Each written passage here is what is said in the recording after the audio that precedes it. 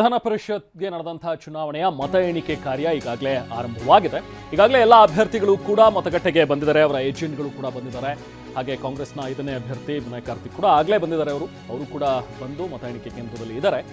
ಕಾಂಗ್ರೆಸ್ನ 5ನೇ ಅಭ್ಯರ್ಥಿ ವಿನಯ್ ಕಾರ್ತಿಕ್. ಈಗ ಬಹಳ ಕುತೂಹಲ ಇರುವಂಥದ್ದು ವಿನಯ್ ಕಾರ್ತಿಕ್ ಅವರ ಗೆಲುವಿನ ಬಗ್ಗೆ, ಅಂದರೆ ಹೇಗಾಗಬಹುದು ಅವರ ಗೆಲುವು ಅನ್ನುವಂಥದ್ರ ಬಗ್ಗೆ ಲೆಕ್ಕಾಚಾರಗಳು ಈಗಾಗಲೇ ಇವೆ. ಕಾಂಗ್ರೆಸ್ ಕೂಡ ಈಗಾಗಲೇ ತನ್ನ ಒಂದು ಕಾನ್ಫಿಡೆನ್ಸ್ ಅನ್ನು ವ್ಯಕ್ತಪಡಿಸ್ತಾ ಇದೆ.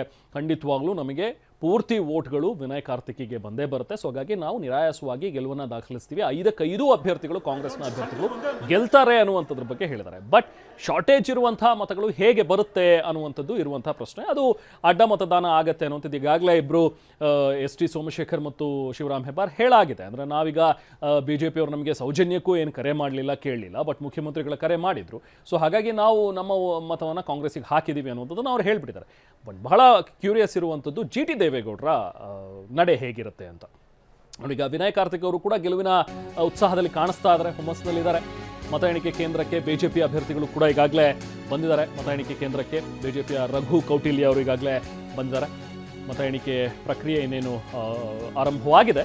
ಇನ್ನೇನು ಕೆಲವೇ ಹೊತ್ತಿನಲ್ಲಿ ಅದರ ಬಗ್ಗೆ ರಿಸಲ್ಟ್ ಕೂಡ ಗೊತ್ತಾಗುತ್ತೆ. ಈಗ ಇಬ್ಬರು BJPಯಿಂದ ನಿರಾಯಾಸವಾಗಿ ಗೆಲುವನ್ನು ದಾಖಲಿಸ್ತಾರೆ. ಸೊ ಅದರಲ್ಲೇನು ಸಮಸ್ಯೆಗಳಿಲ್ಲ ಈಗ ಸದ್ಯಕ್ಕೆ BJP ಹೇಳೋದಾದರೆ. ಯಾಕಂದರೆ ಈಗಾಗಲೇ ಅವ್ರ ಹತ್ರ ಇರುವಂಥ ಒಂದು ಸಂಖ್ಯಾಬಲ ಇಬ್ಬರನ್ನ ಆರಾಮವಾಗಿ ಅವರು ಗೆಲ್ಲಿಸ್ಕೋಬಹುದು. ಬಟ್ ಇರುವಂಥದ್ದು ಈಗ 5ನೇ ಅಭ್ಯರ್ಥಿಯಾಗಿ NDA ಅಭ್ಯರ್ಥಿಯನ್ನು ಕಣಕ್ಕಿಳಿಸಿದ್ರು. ಈಗ ಲಿಂಗರಾಜ್ ಪಾಟೀಲ್ ಮತ್ತು ರಘು ಕೌಟಿಲ್ಯ BJPಯಿಂದ ಏನು ಕಣಕ್ಕಿಳಿದಿದ್ದಾರೆ ಅವರಿಗೆ ಮೊದಲ ಪ್ರಾಶಸ್ತ್ಯದ ಮತಗಳು ಸಿಕ್ಕಿಬಿಡುತ್ತೆ.